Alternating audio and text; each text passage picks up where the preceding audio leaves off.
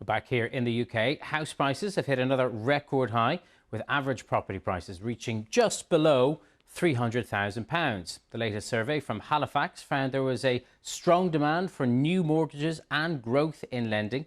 Well, in the budget last year, in October of last year, Chancellor Rachel Reeves said that reduced stamp duty rates in England and Northern Ireland would end in April of next year. Let's speak about that and more detail about this survey.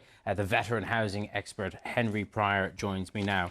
Let's talk about the stamp duty in a moment, although perhaps the stamp duty filters into the overall boost in house prices. Has it got something to do with that, or more to do with the fact that interest rates have been falling? Well, hello, Tadhg. It seems that we can't stop the rolling boil for the UK housing market.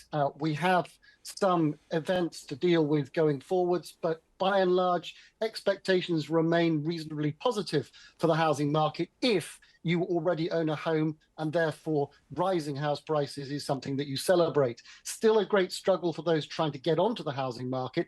House prices, as indicated by today's survey from the Halifax, remain on an upward trend, and we're expecting borrowing rates for mortgage borrowers as a result of the Bank of England's decision yesterday, and also looking at SONIA overnight rate swaps going forward, which have fallen just below 4%, both for 2 and 5 year money, to continue to feed the mortgage market and therefore to feed prices. So quite a lot still going on, some headways, some hurdles, but by and large it appears to be business as usual for the UK housing market. But two things happening right now, I suppose. There are stamp duty changes on the horizon. Perhaps some buyers are making their decisions now, making moves now before they come into effect. Also the fact that borrowing costs are coming down. Which of those is having more of an impact, do you think?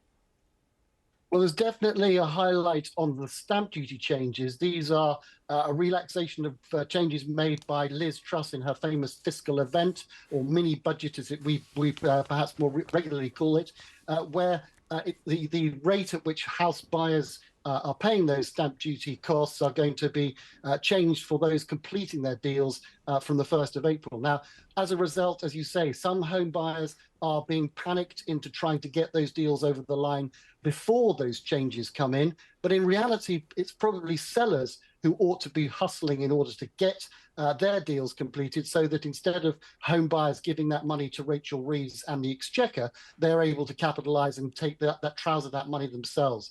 Borrowing rates, as I say, are looking like they're on a downward trend. They're still higher than they have historically been, perhaps through the last decade or so. But they are expected to ease slightly, as along with UK inflation. It's still going to be an appreciable cost, but I think that as a result, we can expect house prices to continue to trend gently upwards. OK, Henry Pryor, housing expert. Thank you.